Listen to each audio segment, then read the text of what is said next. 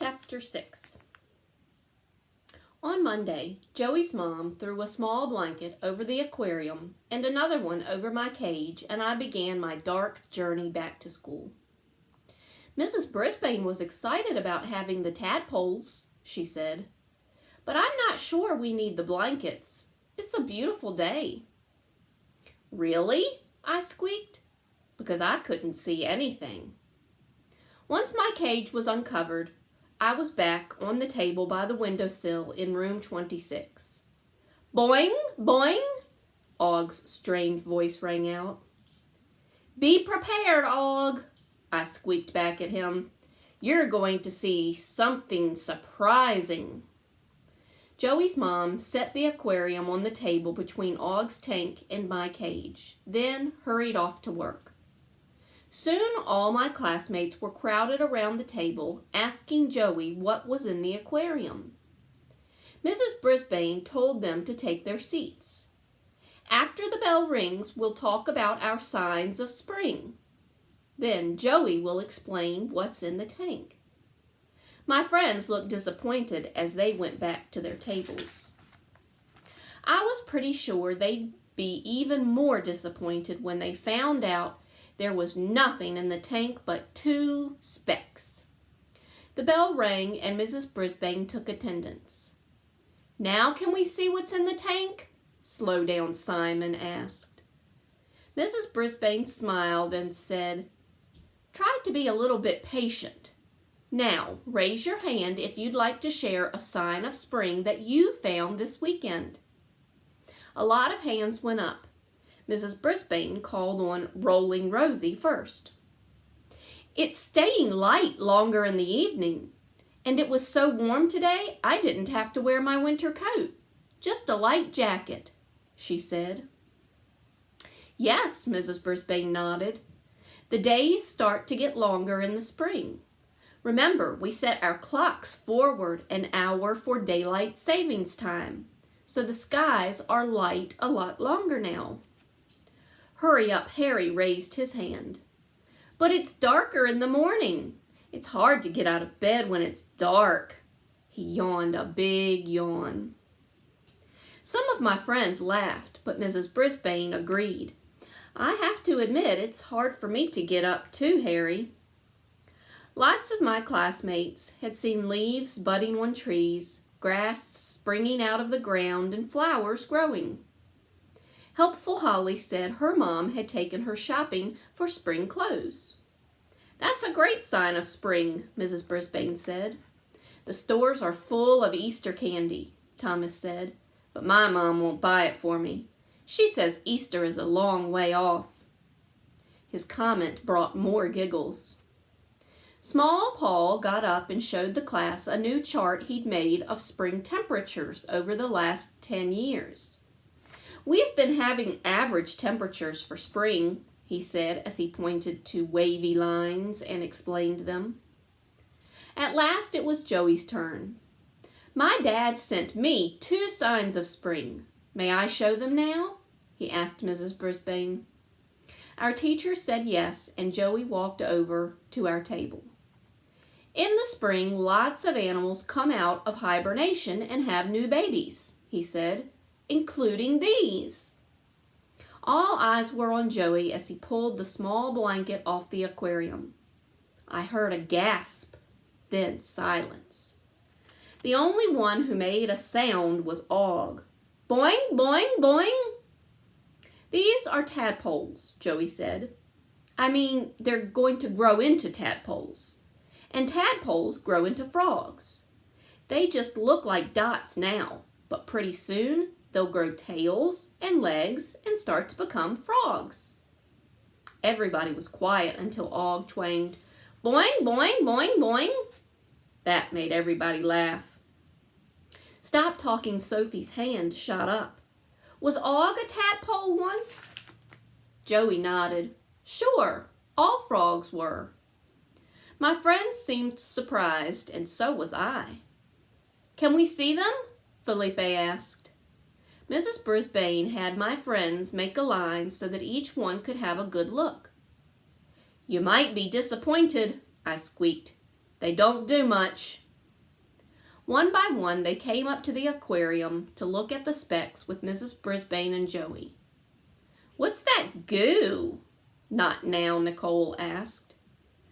"It's like the inside of an egg," Joey said. He looked up at Mrs. Brisbane. "Right?" "Yes, I think so," she replied. "But we will all study tadpoles to learn more about them." Suddenly, Og dived down in the water side of his tank and began splashing loudly. "What's wrong with him?" Joey asked. "Maybe he doesn't want any competition," Mrs. Brisbane said with a smile. "Or maybe he's excited to have new friends." "What's so exciting about two new friends when they're only specks? Having a hamster friend is much more interesting." When Tall Paul came up to the tank, he just shook his head. "It's hard to believe those two dots will become frogs like Og." "Boing, boing," Og said. "Right," I agreed. Joey explained that they wouldn't be exactly like Og because he was a green frog and they were leopard frogs. "Wow," Tall Paul said. "Will they have spots?" "Yup," Joey replied. Helpful Holly asked, "Will they be our classroom pets, like Humphrey and Og?" "No, no, no," I squeaked. "They are nothing like Og and me." I'm sorry to admit it, but I didn't like the idea at all. "They belong to Joey," Mrs. Brisbane said. "For now, let's just watch them grow." I watched the specks that night, but I didn't see any changes. "Nothing yet," I squeaked to my neighbor. Og stayed strangely silent. When Aldo came in to clean room 26, he was surprised to find a new aquarium on the table between Og's tank and my cage. "What is this?" he asked, peering at the specks.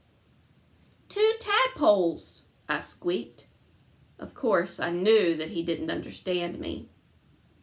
Aldo stared and stared, and then he chuckled. "Tadpoles," he said.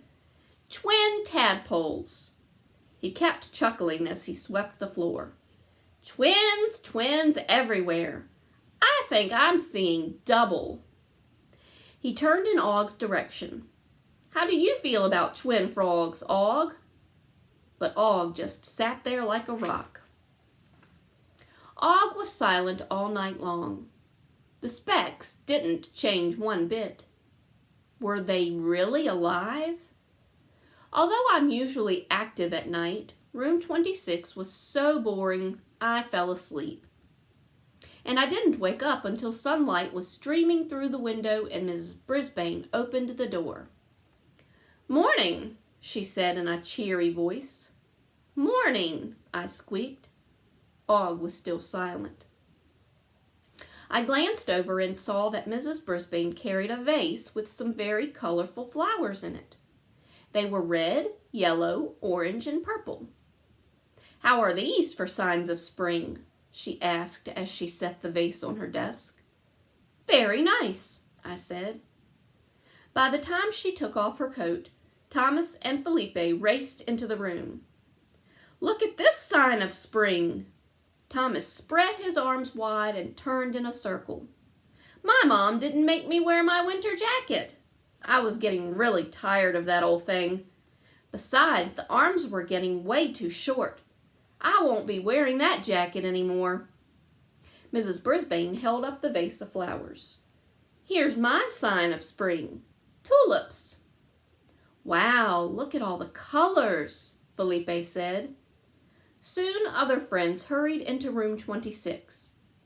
Slow Down Simon raced through the door, and instead of heading to the cloakroom to hang up his jacket, he ran straight toward our table.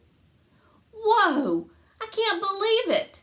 he shouted as he gazed down at the aquarium. "This is amazing!"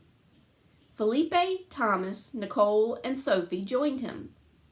"Wow!" Thomas shouted. "You've got to see this." "Oh," Sophie said. "I can't believe it," Nicole added. Felipe just laughed. What? I squeaked as I scurried up to the tippy top of my cage to get a better look. Soon Mrs. Brisbane joined them. "Oh," she said as she peered into the aquarium. "Oh, that's wonderful." They all stared at the aquarium. I stared too. Instead of two specks stuck in some strange gel, I saw two specks swimming. "Og, can you see?" I squeaked. Og was still strangely silent. I hoped he wasn't sick with some kind of frog flu. More of my classmates gathered around the aquarium. Mrs. Brisbane made sure they all got a good look at the swimming specks. "Oh," calm down Casey said. "Oh, I've never seen anything so... Oh. I noticed that her hands were shaking. "It is something to see, Casey," Mrs. Brisbane said. I had to admit, swimming specks were more interesting than specks sitting in goo. But were they really that interesting? Joey thought they were. While my friends rushed out for recess, he asked Mrs. Brisbane if he could stay inside and sketch. "I want to draw the tadpoles at every stage," he said. "I want to get my drawings just right." Mrs. Brisbane smiled. "Everybody is supposed to go outside at recess. Mrs. Wright wouldn't like it if you stayed inside." Joey looked so disappointed. "Maybe just this once she won't notice," Mrs. Brisbane said. "Go ahead and sketch." Joey worked really hard. He'd look at the swimming specks and then back at his drawing. "Good work, Joey," I squeaked. Joey didn't look up, but he said, "I want to get it just right, Humphrey. Understand?" Of course I understood. I hoped his drawing would help me see what everybody was so excited about. As the day went on, I realized that all my human friends thought the specks were unsqueakably interesting. So interesting that Principal Morales came in to see them after lunch. "Amazing," he said. I was getting a little tired of that word. "To think that Og started out like this," he said. Everyone looked over at my neighbor, including me. Og just sat there on his rock, silent. When Mr. Morales left, Mrs. Brisbane led my classmates to the library to learn more about tadpoles. Once we were alone in the room, I jiggled my lock that doesn't lock and ran over to Og's tank. "Og, did you see the specks swimming?" I asked. "Mrs. Brisbane says they'll be frogs like you. Does that make you happy?" Og didn't answer, but he stood up and dived into the water side of his tank with a gigantic splash. Had the specks made him speechless? I returned to my cage and started spinning on my wheel. That's what I do when I need to think. Suddenly, I realized that swimming was what Og did when he wanted to think. We both had a lot to think about. Humphrey's spring things. Og's a good friend, loyal and true. But do we need another too?